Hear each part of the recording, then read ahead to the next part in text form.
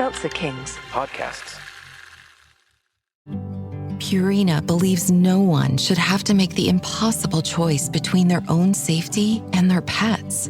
But nearly half of domestic abuse survivors delay leaving because they can't bring their pets with them. Through the Purple Leash Project, Purina is helping create more pet-friendly domestic violence shelters so survivors and their pets can escape and heal together. Visit Purina.com/purple to learn more. Finished training for the day? Time to fight post-workout fatigue with Core Power Protein Shakes. They're packed with 26 grams of high-quality protein to build muscle and electrolytes to help hydrate. The nutrition you need to help your body replenish, rebuild, and repair post-workout so you can power on to the next one.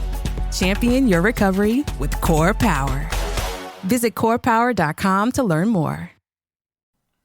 Don't get me wrong, Gavin. I love the English people. Present company accepted. I just hate the things that you guys have done through history. Yes. The following podcast contains... We're going to talk today about profanity. What I've found in my walk with the Lord is that the spirit of profanity is running rampant throughout the world. Explicit language.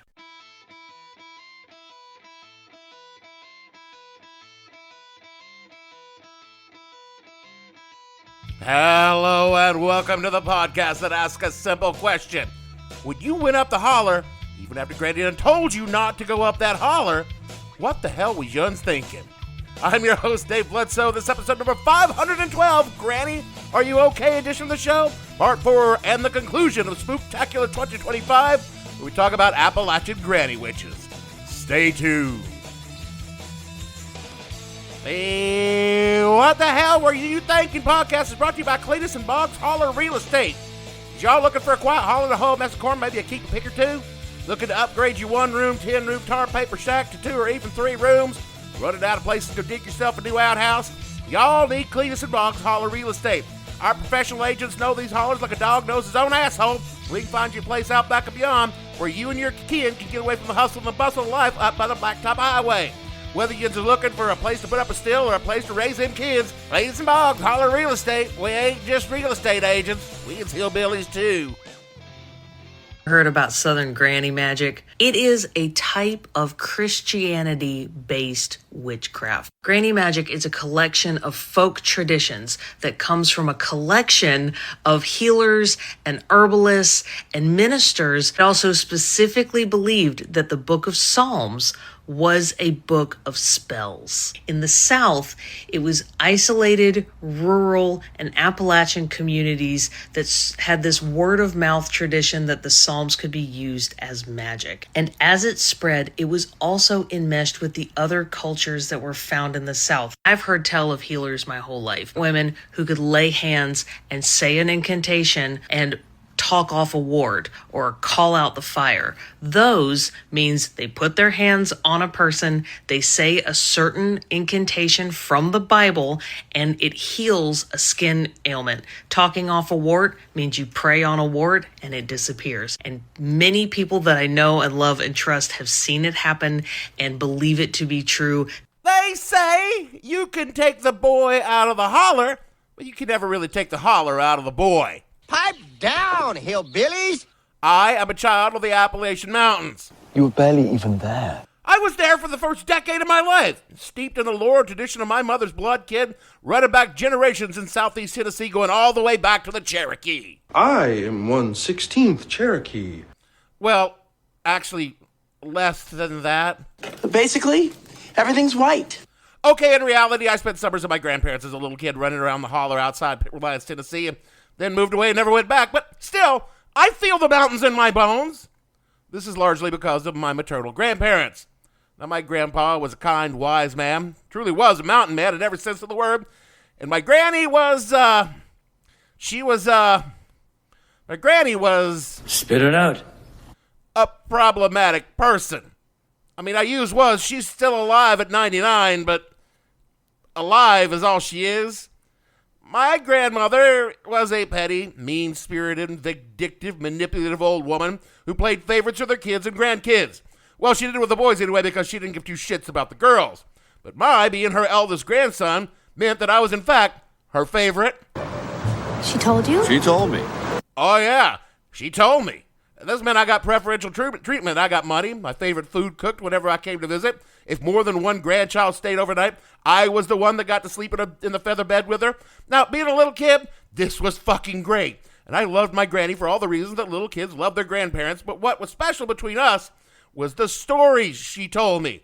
And she was full of stories about boogers and haints and dark places in the mountains and dark doing by the folks who lived there. And we'd lie on her big feather bed at night, listening to the crickets, and she'd tell me those stories, which at any other time and place would have kept me awake all night in terror, but because they were that scary.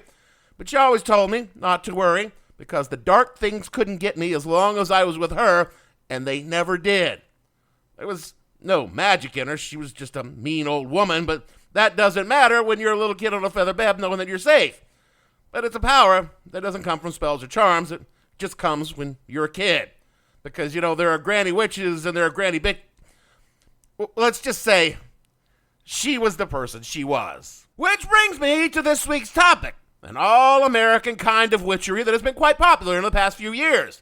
Kind of a mix between village wise woman, hedge witch, and white magic that is rooted in the Appalachian community stretching back before the founding of the Republic, and it's alive and well today on the internet. It's called Appalachian folk magic, or granny witches, and we're going to talk about them. But first, we got to talk about Northern Ireland. But how does that even... Oh, you little faith, I got this. Henry VIII finally managed to wrestle Ireland into sullen submission and began divvying up the lands in Ireland to various and sundry English nobles, and the process had advanced into Ulster, or Northern Ireland, by the reign of James VI in 1609. The plantation of Ulster, a swath of counties comprised out of what is now Northern Ireland, was colonized mostly by Northern English and Lowland Scots, and they had become known as the Ulster Scots. I'm sorry, how is this relevant? Hold on, I'm getting there. Now, these folks had been problematic for the British and Scotland, and their relocation to Ireland was not for their benefit. And the native Irish hated the Ulster Scots. They considered them invaders when they were closer to involuntary settlers, but that did not stop the Irish from killing them in endless uprisings that plagued Ireland throughout the long and sad English occupation. This did not stop the fucking English from sending more and more unwanted Scots into Ulster. What with all the oppression by the English and the Irish, then a big famine came along, and a lot of Ulster Scots decided, fuck this shit, I'm out. Fuck this shit, I'm out. No thanks, don't mind me. I'ma just grab my stuff and leave. Excuse me, please. Fuck this shit, I'm out. Nope. Fuck this shit, I'm out. Alright then.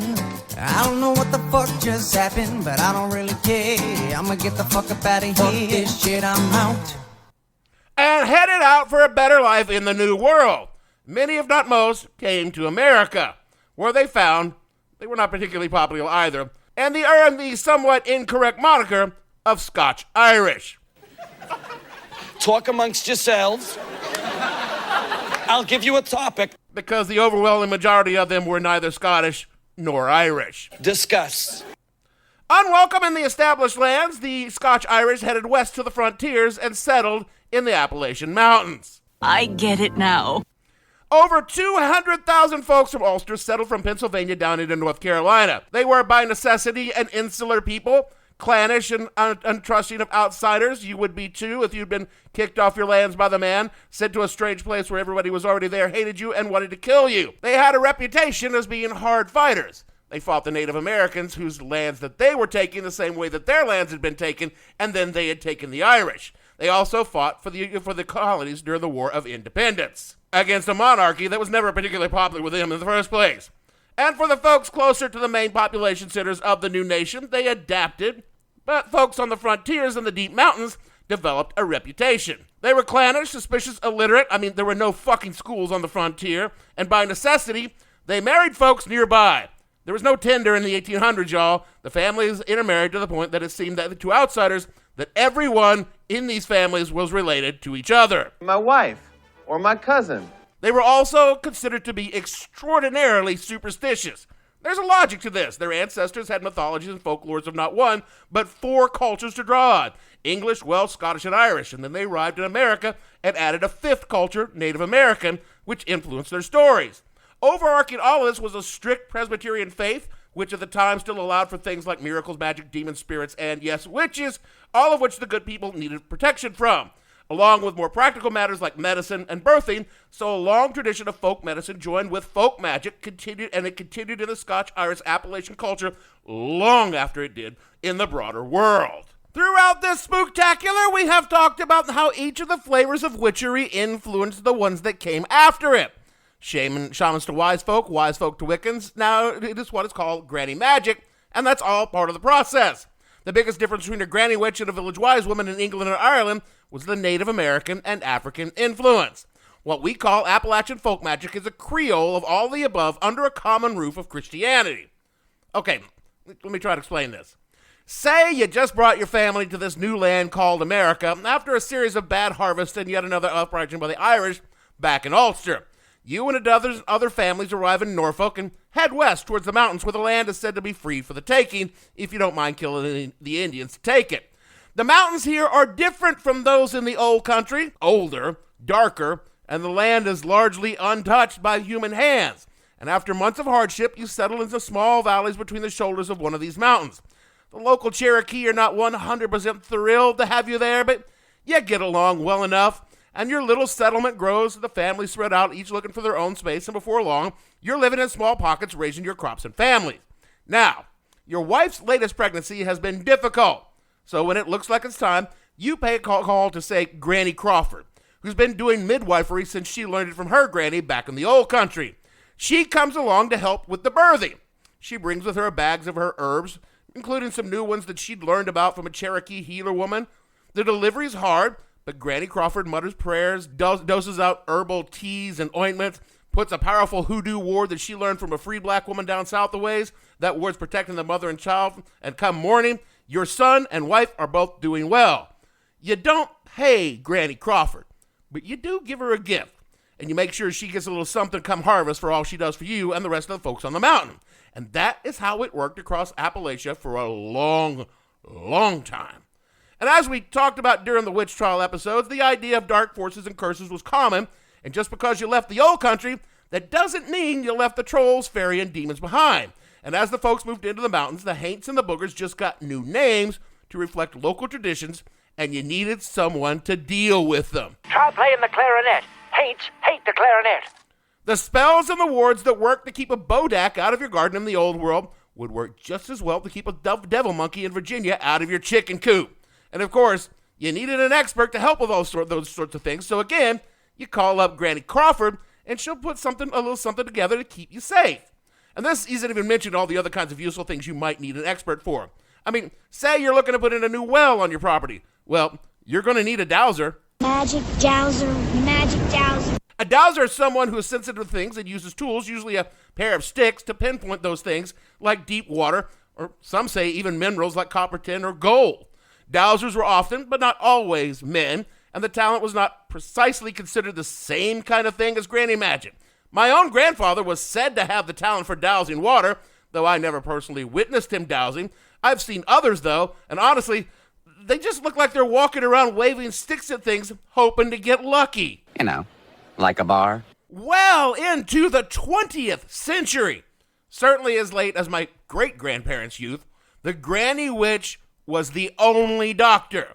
Why? So we don't need to go through insurance. True, but more to the point, there wasn't a doctor nearby. Yeah, you might get someone to come up to the mountains from the town, but a lot of the town folk had neither the money to pay for nor any reason to trust these fancy city doctors, even when the cities in question are about 120 people. If you were sick, you saw a granny. She gave you something, and either it worked or you died. By the mid-20th century, even the most backwoods corner of Appalachia had electricity, decent roads, and modern medicine. The need for granny doctoring and dowsers evaporated as modern methods became available, if not always affordable.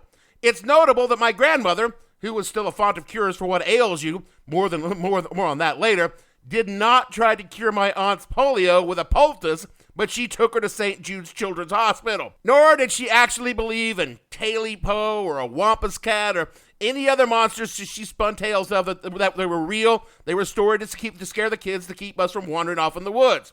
The last real practitioners of granny magic have long since passed from this world. Some of their knowledge, however, did survive.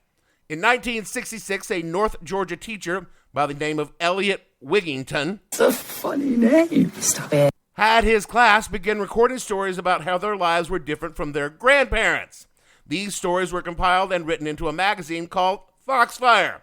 Foxfire magazine features stories about Appalachian culture, life, farming, technology, and folklore, including herb lore, healing, and folk magic. The magazine became a book series in 1972 and has spent every year since detailing the lives of people of Appalachia, and it contains a lot of granny lore. The books are considered the foundation of the modern study of Appalachian folk magic, including modern granny magic. I want to be clear, Wigington never intended the Foxfire books as an occult study. He was a historian. But a new generation of folks found them, the Foxfire books. They read them, not as a cultural history, but as a path to magic practiced by their ancestors. Almost all the people that did this had at least a working knowledge of Wicca, and most consider themselves witches in the Wiccan faith, at least in the beginnings of modern granny magic. By and large, they came from Appalachia, and many still live there. From folklife.com, quote, Nikki Chester, born and still lives in the heart of Appalachia, nestled in the Blue Ridge Mountains in McDowell County, North Carolina. Her Scottish and Irish ancestors immigrated to North Carolina in the 1800s, and upon facing an inhospitable winter, combined their folk traditions with knowledge of native plants held by her Native American ancestors to survive. Her European ancestors settled in Tom's Creek, seeking shelter in a cave during their first winter in North America. My ancestors never left these hills, and their blood runs true in my veins, she says. Her great-grandmother, Lindy Balcom Hudgens, who taught her and her cousins about gathering ginseng, sassafras, mountain mint, spicewood, and teaberry. Standing 4.5 feet tall, her nanny knew a remedy for every ailment. She dipped snuff for bee stings and encouraged her great-grandchildren, including Chester, to join her on walks in the forest to collect supplies for her remedies. I did not grow up directly under her skirts, Chester acknowledged, but she spent a lot of time in her care. And despite her upbringing, Chester did not begin exploring this ancestral knowledge until her mid-20s. 9 years ago, she started making salves and tinctures for family and friends, and 2 years later, opened her business, Nikki's Nourished by Nature, because the cat food had become expensive, unquote. And that is the story of a lot of practitioners of Appalachian folk magic. Part heritage and part entrepreneurship. Others at least claim to practice granny magic as a way to keep the knowledge alive.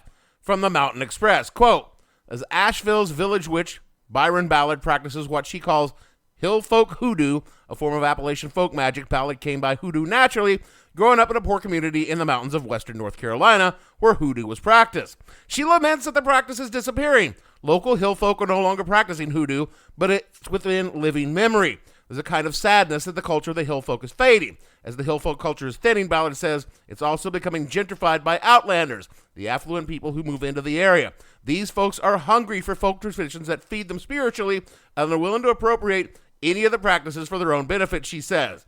But she calls this process of stripping away pieces of the local culture by outsiders cultural strip mining. The culture itself gains nothing and is in fact left weaker by the exchange, she says, comparing it to the mountaintop removal and clear cutting, unquote.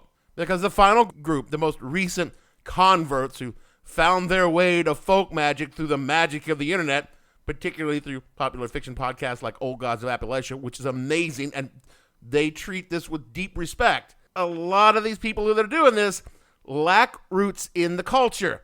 They've never stepped foot in a holler, and their idea of herb hunting is an order from Fresh Direct. To them, granny magic is basically a cosplay for spooky types who don't want to take their clothes off at a coven meeting. They twist up some corn husk, put some nails in a jar, and then put that jar into the front porch and tell you with all sincerity, My powers are too strong. for the evil things to ever get past their wards. Please, the only fucking wards these people know anything about was Montgomery Ward when there were 7. All magic has their posers, those who love the fashion but not the substance, and granny magic is the worst of the lot. Take one of these kitchen witches out in the mountains after dark, and they'd piss themselves and hide in the truck until they drove them to the nearest Airbnb, which in these days in Appalachia is only about 10 minutes away. So much of my research into this topic led me to an Etsy shop or a fucking seminar proclaiming to teach the mysteries of Appalachian folk magic to edgy millennial women with a nose piercing and their hair dyed blue. I'd like to have them learn magic from my granny, who, despite not being a witch, did have her potions and practices. If you had a chest cold, Granny could whip something up for you. Just grab the lard from the pantry, and then get that bottle of turpentine from the shed. Oh, and that little jug of corn liquor from under the sink.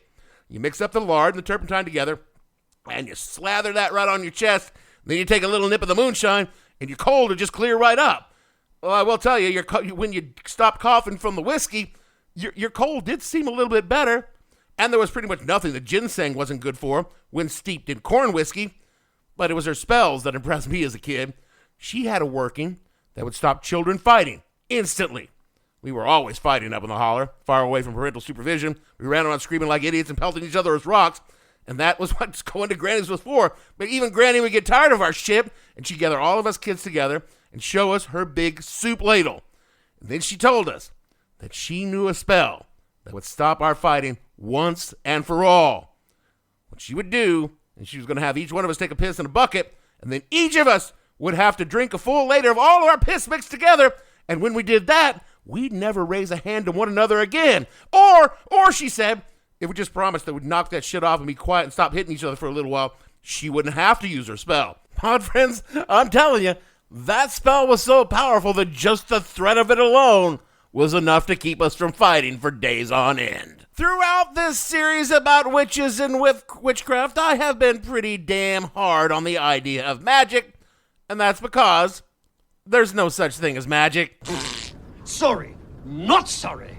For all of human history, we as a species have struggled to understand the world we live in. Magic and religion are our earliest efforts at explaining the natural world, only we use supernatural actors. Thag gets blasted by a bolt of lightning while chasing down a yak? Well, Thag surely must have pissed off some god or another. Or maybe Thag got cheeky with the shaman. That's right. That's right, he got what was coming to him. Nor did we understand why some people stepped on a rock, cut their foot, and did fine, and why other people's legs swelled up, turned black, and then they died. Over thousands of years of humanity began to understand the why of things and the how of things, and things might be affected by what we do. And the first with totems and prayers or spells, and then later with herbs and actual treatments. This was the root of magic, and it was also kind of pre-science. And then we got actual science, observation, forming a testable hypothesis, conducting experiments to test the hypothesis, analyzing the results, and drawing conclusions. It started not long after we stopped chasing yaks and started raising yaks, and coalesced in the 17th century. It would take hundreds of more years for science to become a practical force on our human lives. And it was in that in-between time that magic finally began to be replaced, and the need for shamans, priests, wise folks, and granny witches went away.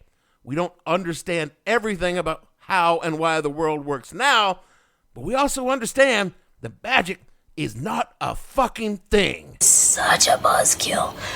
Look, I don't care if some suburban Cleveland influencer mom wants to call herself a practicing granny witch and sell charm bags on Etsy. I mean, it's totally fucking cultural appropriation. It's sure as if she was selling voodoo charms, but whatever, white people are going to white people. I don't give a good goddamn if you call yourself a witch and perform the grand rite with your coven in the buff. It makes no never mind in my life, like the Wiccans say, and in harm none, do what you will. But I'm not sure it isn't harming anyone, because the world has gotten awfully stupid over the past few decades, and we're rapidly falling backwards into a world science has lifted us from. In the past decade, I've witnessed people drinking bleach, liquid silver, while purchasing herbal supplements that promise to cure cancer. People won't wear a mask when they're sick, but they will wear a copper bracelet and pretend it's curing their arthritis. I'm witnessing religious figures denounce science in the name of faith and calling demons a thing that's real. And right now, communicable diseases are spreading through communities that are preventable through a vaccine that's been used safely for decades, saving an untold number of lives because a brain-wormed bear corpse smuggler and some blonde chick with fake tits on Instagram told them the vaccines are bad. None of this is the witch's fault, but please don't pretend that they're not closely related. If you want to believe in magic and call yourself a witch, that's your right. It's even your religion. But don't expect me to pretend that it's real, because that's how we get polio back. And if I made you mad this month, running down witches and ruining Halloween, and maybe, I don't know, you want to fight with me about it or argue with me about it, well, my granny did teach me that one working. Let me get my bucket and my big soup ladle, and we'll see if we want to fight about it afterwards. Hey, this is Bill Simmons from the Bill Simmons Podcast, here to tell you that Michelob Ultra, the official beer partner of the NBA, is bringing NBA fans closer than ever this season with chances to win great prizes, including courtside tickets. Enter now at michelobultra.com/courtside. Michelob Ultra courtside 25 to 26. No purchase necessary. Open to U.S. residents 21 plus. Begins on October 1st, 2025 and ends on June 30th, 2026. Multiple entry periods. See official rules at michelobultra.com/courtside for free entry deadlines, prizes, and details. This episode is brought to you by Indeed. Stop waiting around for the perfect candidate. Instead, use Indeed sponsored jobs to find the right people with the right skills fast. It's a simple way to make sure your listing is the first candidates see. According to Indeed data, sponsored jobs have 4 times more applicants than non-sponsored jobs. So go build your dream team today with Indeed. Get a $75 sponsored job credit at Indeed.com/podcast. Terms and conditions apply. That is it for the show this week and for Spooktacular 2025. Y'all, it has been a journey from prehistory to this afternoon in 4 weeks and 2 hours of thinly researched vehicles for my snarky attitude and atheism. I hope that it scared you all sufficiently. I know that this year hasn't been scary, but honestly, how could I write anything remotely as frightening as the real world? Speaking of the real world, rate and review us so folks can take a listen and then understand why I didn't get cast on MTV's Real World number 4. You were fat, huh? Get us $1 at patreon.com/whatthehellpodcast. I use that money to numb the pain of not being cast in the real world. Do all the things Jeremy tells you to do in the closing credits, otherwise he will just put candy corn in my trick-or-treat bag again this year. And so, for me, Dave, those fingers in my hair, that sly come-hither stare, Bledsoe, producer, nothing could strip your conscience bare, you lock one. Gavin, and all the fictional kids up the hallway want to say that it's okay to say you are a witch. And after all, what good would common sense do for it? And we'll see you all next week. What common sense for it do? 'Cause it's witchcraft, wicked witchcraft, and although I know it's strictly taboo, when you What the Hell Were You Thinking stars Dave Bledsoe and features Gavin St. James and several fictional minions. The show is produced by Kimberly Steele and a part of the Seltzer Kings podcast network. You can find more information on the show on their website, whatthehellpodcast.com, or on Facebook as What the Hell Podcast. Thanks for listening. I have no ending for this, so I take a small bow. I definitely don't have time for Bush v. Gore. Seltzer Kings Podcasts.